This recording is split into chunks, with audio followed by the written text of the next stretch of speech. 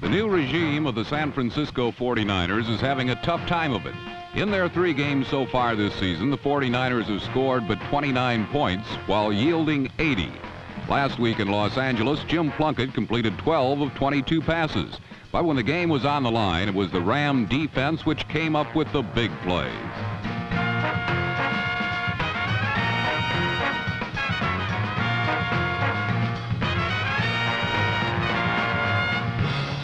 Midway through the 4th quarter, San Francisco was trailing by only 6 points at 20-14. But then 2 key interceptions put the game away for Los Angeles.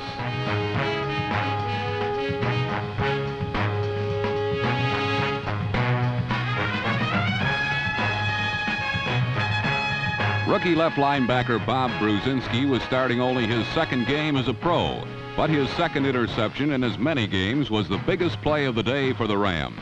Last year at Ohio State, Brzezinski was his team's most valuable player as an All-American defensive end. And it appears the Rams knew what they were doing when they drafted him #1 as a linebacker.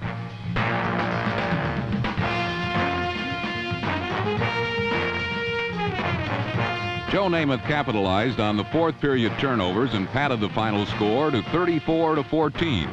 But Coach Chuck Knox was not entirely satisfied. Said Knox, "This is still not the kind of football team I wanted to become."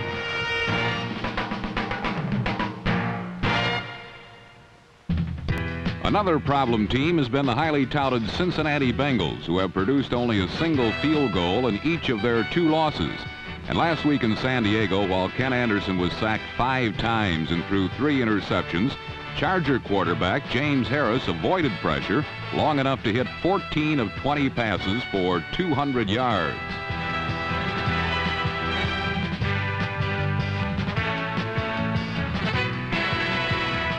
Naturally enough, Harris' favorite target is his former Grambling teammate Charlie Joyner. Joyner, of course, is also a former Bengal, so he probably more than anyone else enjoyed San Diego's surprising 24-3 upset victory.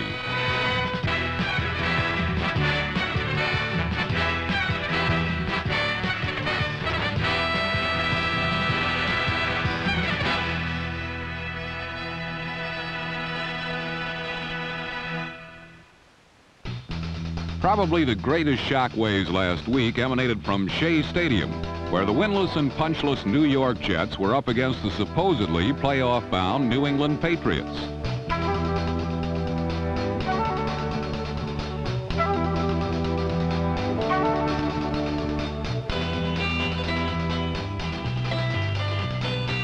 Top draft choice Raymond Claiborne helped the Patriots build a 20-14 lead after 3 quarters. But the 4th quarter was a game unto itself.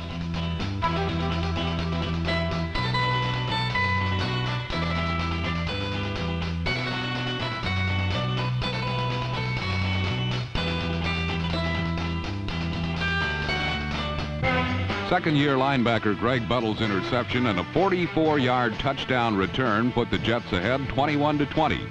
And with almost a full quarter still to play, an unbiased onlooker might have thought the world's championship was about to be brought back to New York.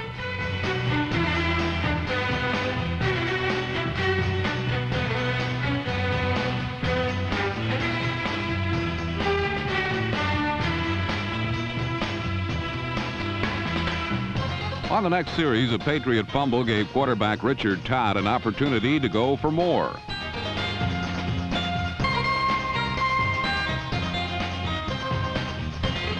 Number 85, rookie wide receiver Wesley Walker had his first professional touchdown, but the extra point was missed, and the Jets led by 27-20 until just a minute and a half remained in the game.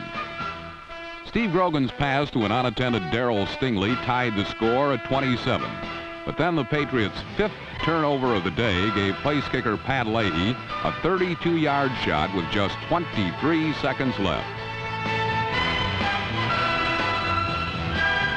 Said Leahy after missing an earlier extra point and field goal, "I needed that one. I just wanted another chance. Oh, I wanted it so bad." Said New England coach Chuck Fairbanks after his 2nd straight upset loss by the same 30-27 score, "We played like a bad team. Maybe we are a bad team."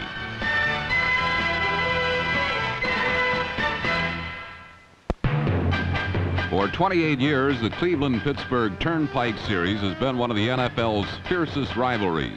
And last week's game, before a standing room only crowd of nearly 81,000, was no exception.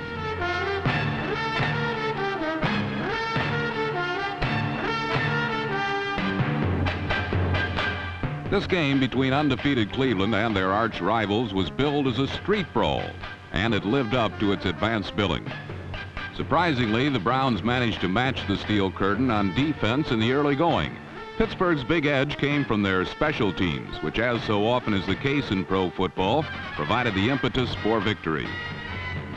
Chuck Noll's master stroke this season has been the reinstatement of number 88, Lynn Swann, as a punt returner, a task the receiver had relinquished since gaining stardom.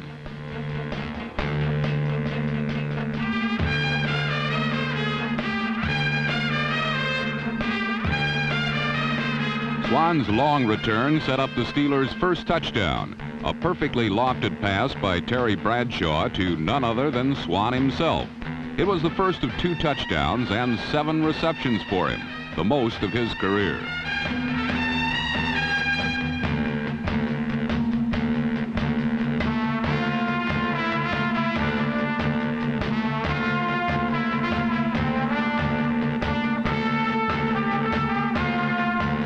Despite Swann's great game, the Browns stayed even thanks in part to an acrobatic receiver of their own, number 85, budding star Dave Logan.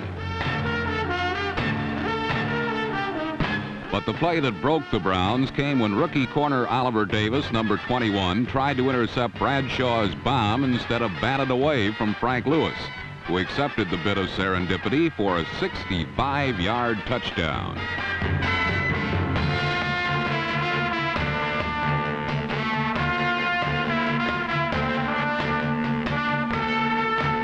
In the end, Pittsburgh had a decisive 28-14 victory and a tie for first in the tough AFC Central with upstart Cleveland, who felt the pain of defeat for the first time this season.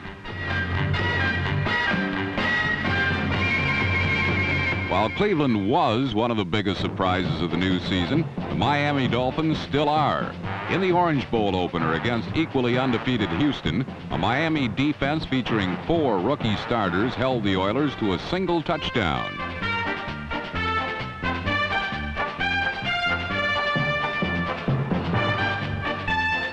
On offense, Miami was once again paced by a virtuoso performance by a pass receiver. 2 weeks ago, it was Nat Moore. This week, it was number 82, Duriel Harris, who gathered in 5 receptions in the first 10 minutes of the game, as the Dolphins scored touchdowns the first 3 times they had the ball.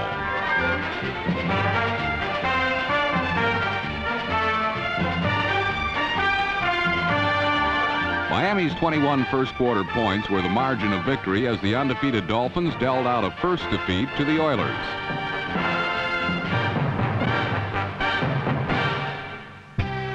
So far this season, the normally high-powered St. Louis attack has been strangely under wraps, and the Cardinals' much maligned defense has bailed them out.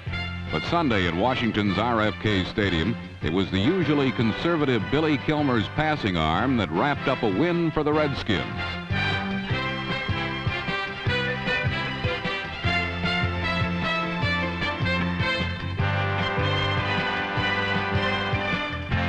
Billy the Kid found the Cardinals' non-existent pass rush and porous secondary to his liking as he paced his team to a 14-point lead over their usually competitive division rivals. It wasn't until the 4th quarter that the Cards' vaunted passing attack unfurled enough to put points on the scoreboard.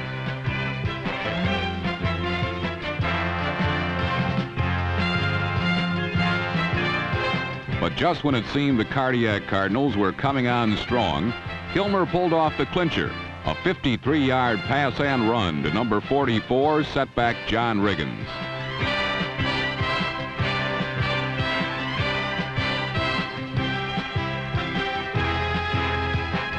In this rivalry, which is usually a key to the winner or wild card in the NFC East, Washington prevailed over St. Louis 24-14. Losing is to Tampa Bay what winning is to the Dallas Cowboys, a habit. And when these two teams met last Sunday, this contrast in tradition soon turned into an anything-goes affair. The Bucks registered their first touchdown of the season at the expense of number 33, Heisman hero Tony Dorsett.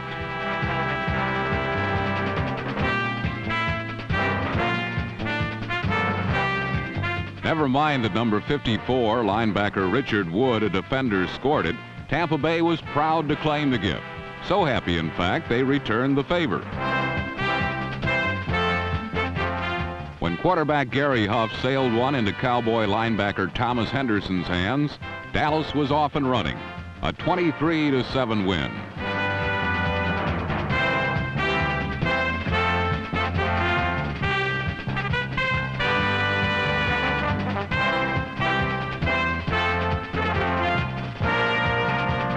While Tampa Bay seems assured of a berth in the cellar of the NFC Central, the Minnesota Vikings appear high in the tower of this division. Their defense is playing sterling football. So sterling, in fact, last week the Green Bay Packers had to perform incredible feats just to score 7 points.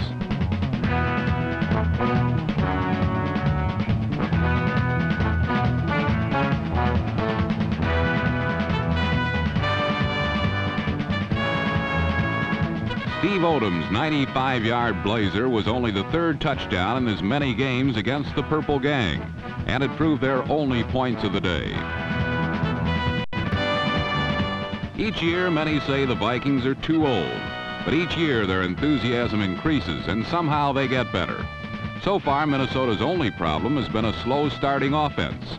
Fran Tarkenton's unit has been criticized for its simplicity and lack of creativity, and it is said this missing imagination makes it vulnerable to heavy attack.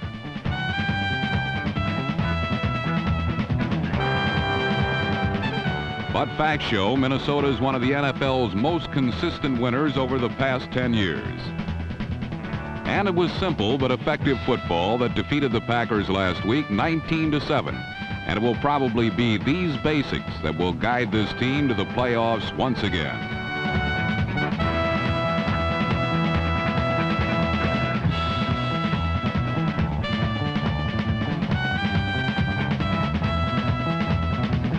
The turtle pace consistency of the Vikings is always under fire from challengers.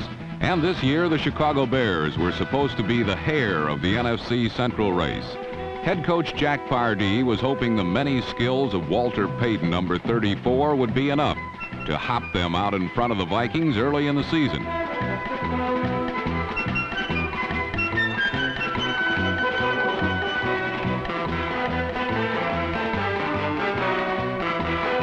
Indeed, Payton is talented.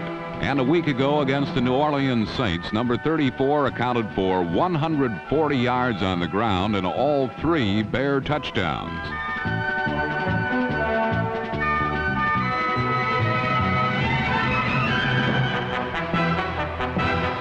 Unfortunately for Chicago, however, Payton is a one-man show, a talent around which others appear ordinary, especially those who handle or mishandle the passing game.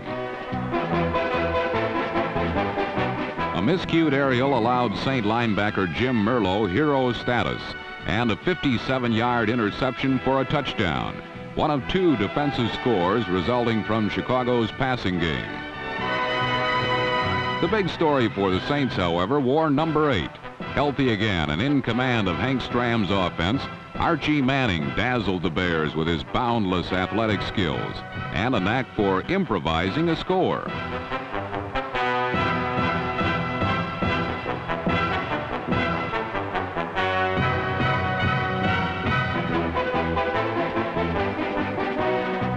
Manning's toss to number 42, Chuck Muncie, burned a Bear blitz. And when he chipped in 3 other touchdowns of his own, New Orleans had given the bad news Bears some bad news in the form of a 42-21 beating.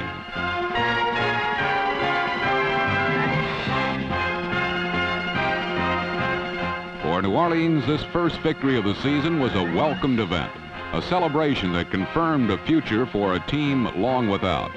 For the Bears, an important loss, giving the Vikings an early season advantage, an edge Chicago may regret when the finish line nears in December.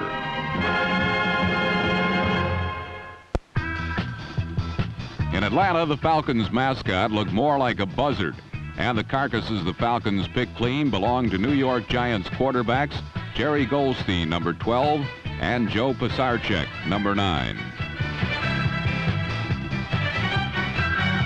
The backpedalers from the Big Apple were sacked 9 times for 81 yards and losses, which was 9 yards more than their net passing total.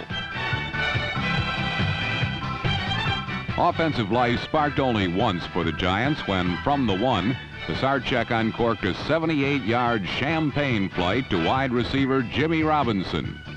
The big gain resulted in merely a field goal.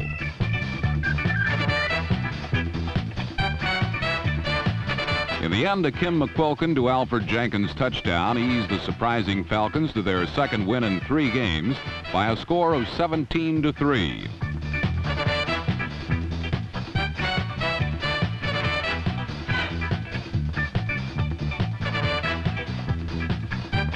Meanwhile, in Baltimore, the Colts were hoping to ride roughshod over the Bills. They began by corralling O.J. Simpson and holding him to a less than juicy 52 yards rushing.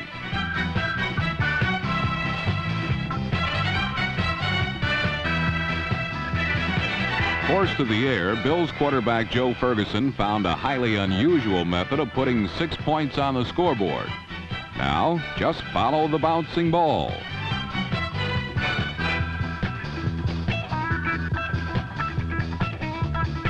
Number 47, Curtis Brown, finally came up with a much-traveled pass, and the Bills had 14 points.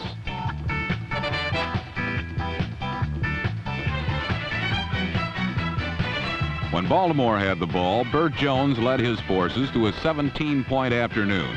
Not exactly a big splurge for the Colts, who've been racked by injuries to important personnel, but it was enough to keep their record squeaky clean. So now the Colts are 3-0 and the Bills are 0-3. What's it all mean? Well, just follow the bouncing helmet.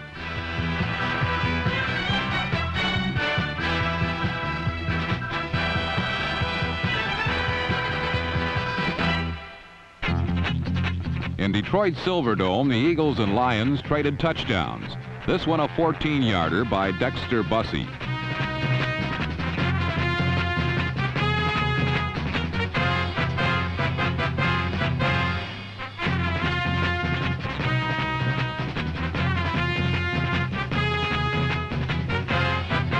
Ron Jaworski, number 7, countered with a 32-yard shot to tight end Keith Krepfle, number 84.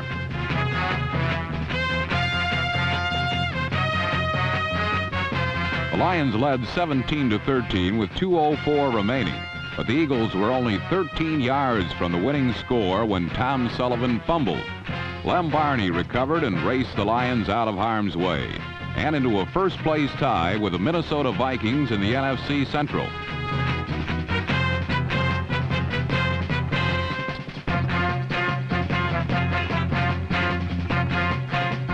The Vikings have said they fear the Lions more than anyone in the division. Perhaps when they play each other this week, we'll find out why.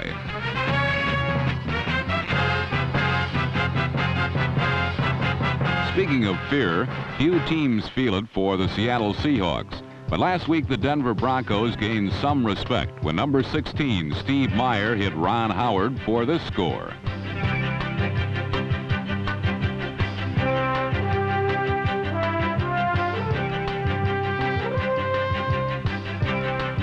Then the Seahawks pulled off a beautiful halfback option that sent number 80, Steve Largent, flat out in the end zone.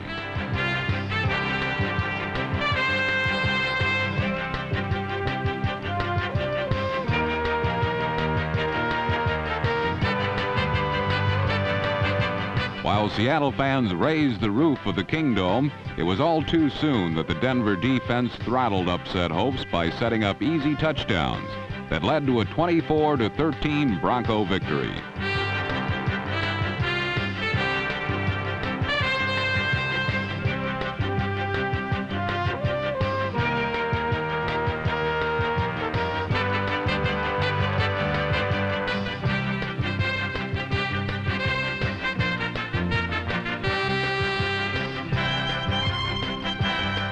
So while Steve Meyer isn't too anxious to see Jim Zorn return to the starting quarterback spot, he's probably even less anxious to see All-Pro candidate Lyle Alzado and the Orange crush again anytime soon.